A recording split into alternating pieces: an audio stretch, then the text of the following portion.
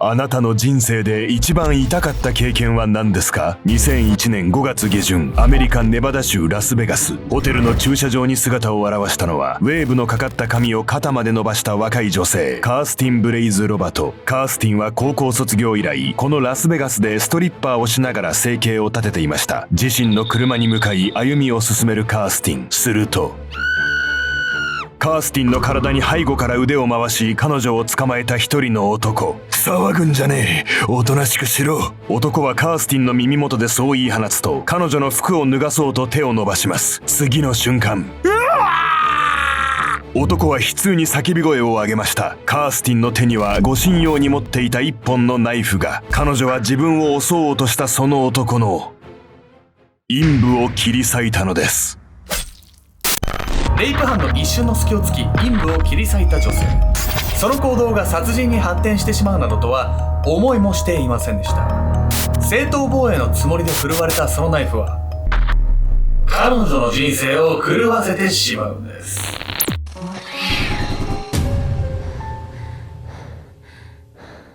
おさすけちゃんです。やみこんです。行ってきましたよ、北海道。でっかいの？そう、でっかい道。初回これ言っときたいこと。なんですか？お寿司美味しかった。おー、まあまあ魚介とかね。そうで、私ね、いろいろい聞いたのよ。メトラーにね、北海道おすすめのとこあるって言ったら、いろんな人が言ってたんだけど、はいはい、そこら辺の道端にある回転寿司でも美味しいって、どこもね、評価が良くって、私が行ったトリトンっていうね、旭川市のトリトンに行ったんだけど、トリトン？旭川中の人がそこ集まってんじゃないかってぐらい、なんか人が。すごいな。大ネタですっごい新鮮で、回転寿司だからそこまで高くなってね。なんかネタでかいって言うよね、向こうってね。そうそう。北海道何回か行ったことあるけど、そういう回転寿司みたいなの行ったことない。いやー、ラーメン屋？ラーメン屋か。ラーメン屋で市長さんに話しかけられたわ。ああ、偶然ね、すごい北海道の地でね。北海道の美味しい場所とかあればね、ぜひね、僕らに教えていただければと思います。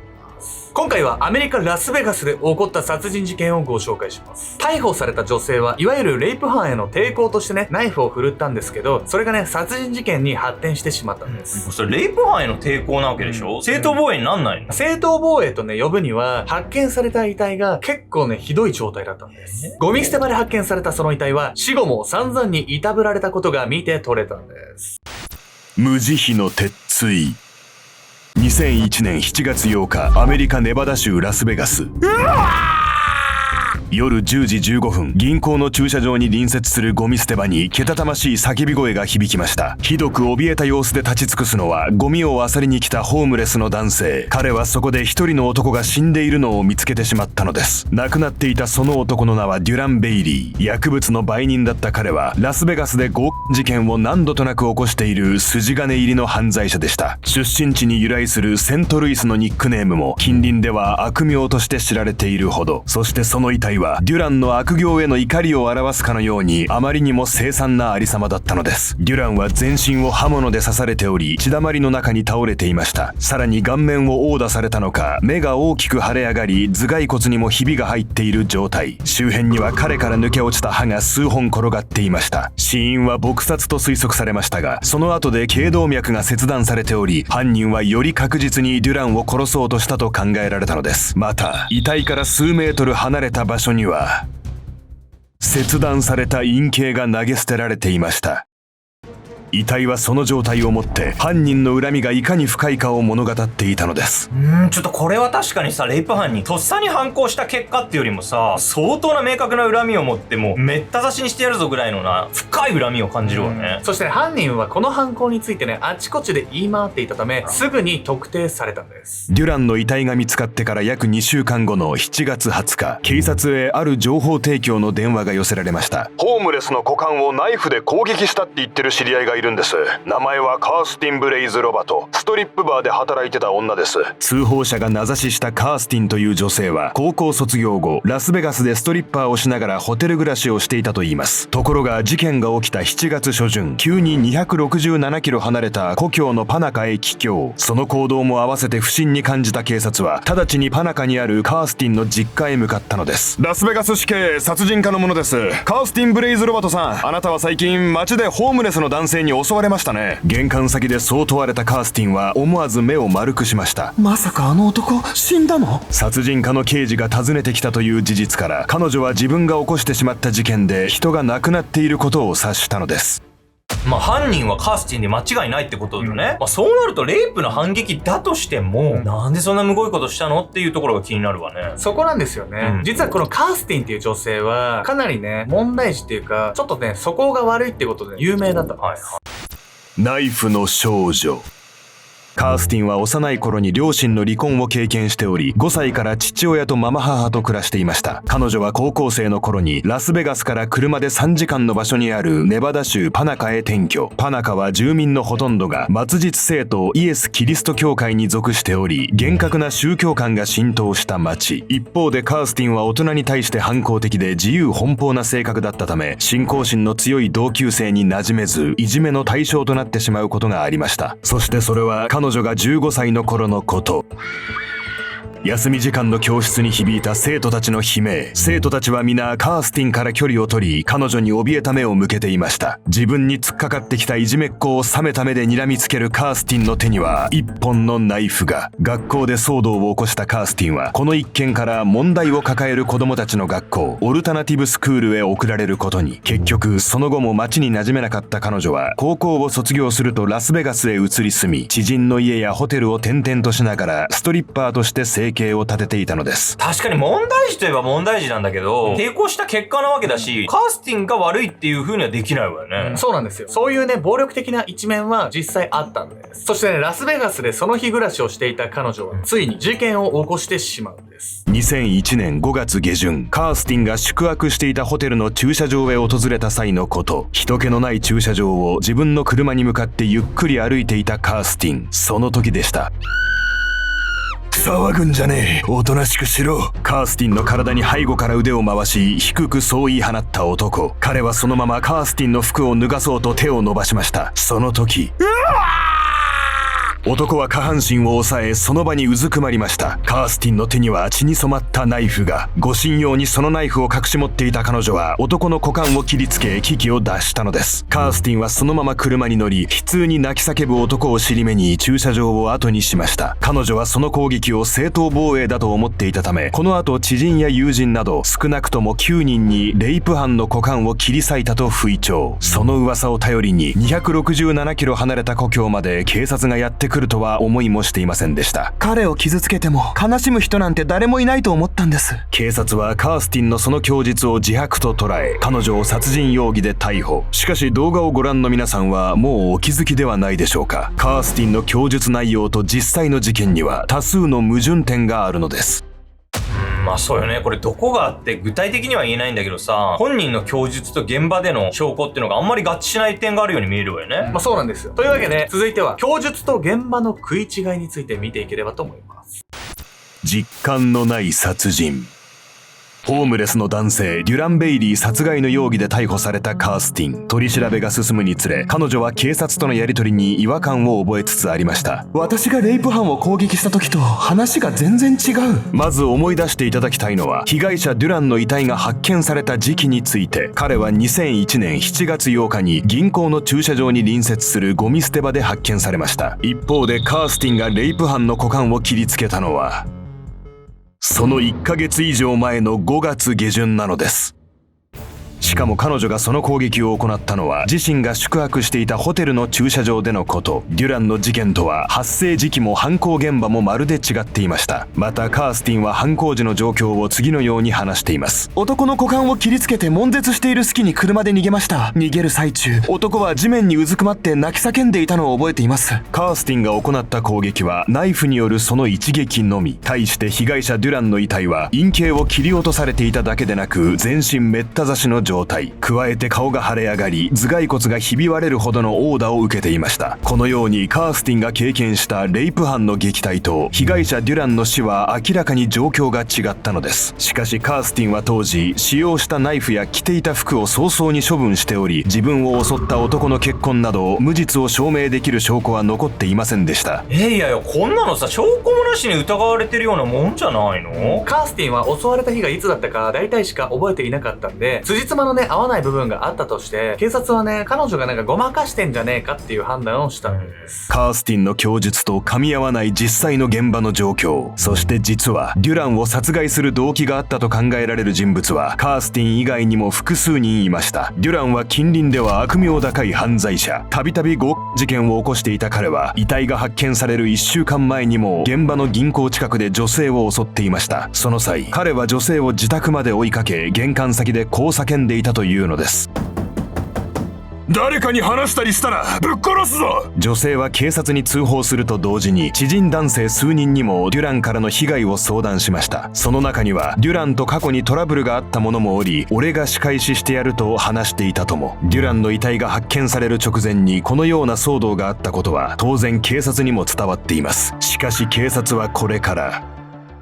カースティン一人に容疑者を絞り捜査を進めるのです。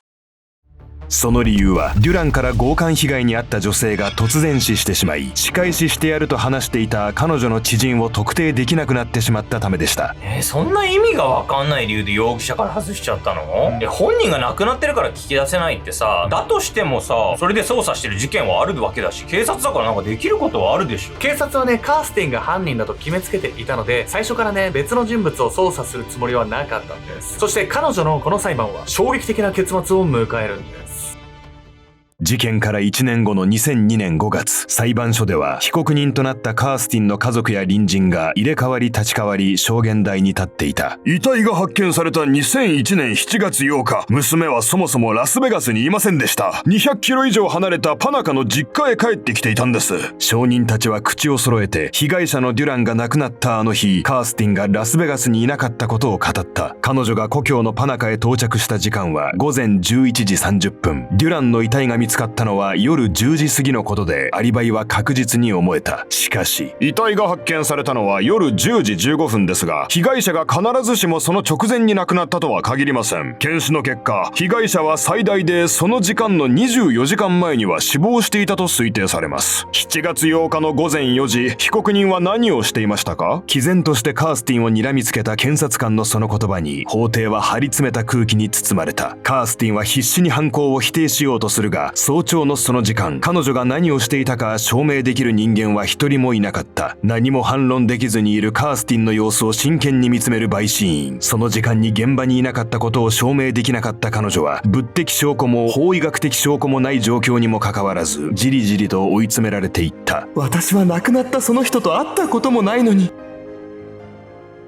迎えた2002年5月19日、カースティンは第1級殺人で懲役40年から100年の判決を下されました。2006年には改めて過失致死罪に減刑され、懲役13年から45年の判決となりますが、結局刑を逃れることはできなかったのです。その後も彼女は弁護人を通じて控訴を繰り返したほか、不当な拘束だと訴えるための人身保護令状、DNA 鑑定を求める嘆願書などを提出。しかしそれらはいずれも却下され、カースティンの無実の主張が聞き入れられることはとうとうなかったのです。まあなんかカースティンの話だけしか証拠がない状況でね、判断が難しいっていうのはすごくよくわかるんだけど、十分に冤罪の可能性ある話じゃない？どう考えてもね、警察や検察がね、犯人を決めつけてる感じがしますよね。実はこの後、ある生き物の存在によって事件は急展開を迎えるんです。無言の証人。2017年10月、カースティンに殺人で有罪判決が下されたあの日から15年の月日を経て、彼女の弁護団は新たな証拠を提出しました。その証拠とは、3人の法医学昆虫学者の証言。ラスベガスの気象条件を加味して、遺体が死後、長時間現場に放置されていたとすると、クロバエの卵が産みつけられているはずです。実はですね、クロバエの卵や幼虫は死亡推定時刻の予測に使われることが多いんです。というわけで本日のメタラキーワード、クロバエの習性と死亡推定時刻について。クロバエの幼虫は小動物の死体や腐った食べ物を食べて成長する自然界の分解や、成虫は幼虫の生育に適した環境を見つけ出すために飛行能力と嗅覚に優れ、死体が発生すると数分以内に飛来して傷口に数百もの卵を産みつけます。クロバエは非常に繁殖力が高く、産み落とされた卵は約24時間で孵化します。そして幼虫は集団で集まって大量に接触行動を行うことで50度を超える熱を生み出すことも。この発熱熱は幼虫の発育を早め、夏場の温暖な気候であれば 2,3 日でさなぎの段階まで成長するといいます。このように人間の脂肪から数分で卵を産みつける習性と幼虫の驚異的な成長速度から、クロバエの発育段階の観察は死亡時刻の推定に役立てられることが多いのです。クロバエは人間が死ぬと数分以内にその死体を見つけ出し、口や鼻、傷口などに数百の卵を産みつけます。しかしゴミ捨て場に遺棄されていたデュランの死体からは卵が一つも見つかりませんでした。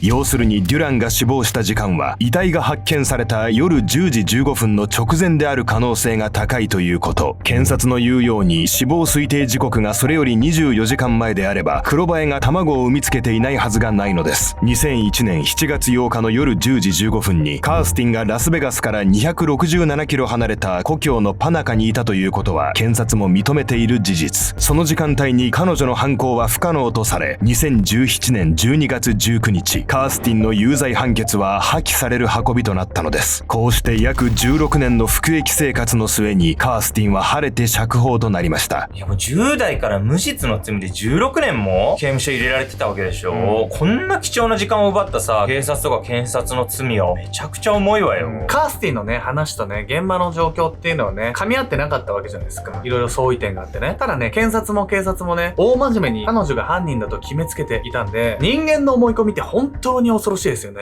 釈放後、カースティンはラスベガス市警と当時の担当刑事を相手取り、訴訟を提起。彼女にアリバイがあることを知りながら、レイプ未遂のトラウマを利用して誤った供述を引き出したこと、それを殺人の自白に見せかけようとしたことを追及しました。2024年12月12日、連邦陪審はカースティンの訴えを認め、彼女の権利侵害に対して$3400万、日本円で約50億円の賠償金支払いを命令。加えて各刑事に対し、懲罰として損害賠償$1万の支払いも命じられています。弁護団の方々に感謝し、ようやく全てが終わったことに満足しています。でも、今後の人生がどうなっていくかはまだわかりません。冤罪が晴らされたことに安堵しながらも、将来への不安を口にしたカースティン。彼女が言うように、16年の歳月を奪われた影響は、賠償金だけで取り戻せるものではないでしょう。また、カースティンを犯人と決めつけたことで、真犯人は未だに捕まっていません。こうして、事件は冤罪の判決がどれだけの被害を生み出すかを如実に物語る結末を迎えたのです。人間は往々にして複雑な思考を嫌い、思い込みで安易な答えに流されてしまう生き物。あなたにはよく調べもせずに決めつけで判断してしまい失敗した経験がありませんか？おっさっすというわけでね、みほさんね、はい。ちょっとみんなにね、募集したいことがあってね、はいはいお時間いただくんですけど、恵比寿にシュメルというね、シーシャバーをね、7月にね、オープンしましてね、いろんな視聴者さんとかね、いろんな視聴者さんじゃないお客様も含めてご来店いただいたんですけど、ドリンクとかね、スイーツを強化したいなっていうことで、あら素敵。ドリンクに関してはバーテンダーの方、うんそしてスイーツに関してはパティシエの方っていうのをね、ぜひね、視聴者さんからね、応募できればなっていうところでね、今回ね、お声掛けさせていただきました。まあ、このね、シーシャバーシュメルっていうのはアンティークの内装をね、元にジャズの音楽を聴きながらシーシャを吸えるっていうね、古城で紡ぐ時の旅っていうのがコンセプトのシーシャバーなんですけど、そこに合うようなね、スイーツだったりとか、ドリンクっていうのをね、一緒にね、僕と考えられるような方がね、いればね、ぜひね、お力をね、貸していただきたいなと思います。もちろんね、ボランティアとかじゃなくてね、ちゃんと仕事としてね、ご依頼したいので、普段そういったことをしている人とか、そういった活動はしないけど、普段パティシエだよとか、バーテンだよみたいな方でね、ドリンクぜひ協力したいよっていう方いらっしゃいましたらね、概要欄もしくは固定コメントのね、募集のところからね、ぜひね、応募いただければと思います。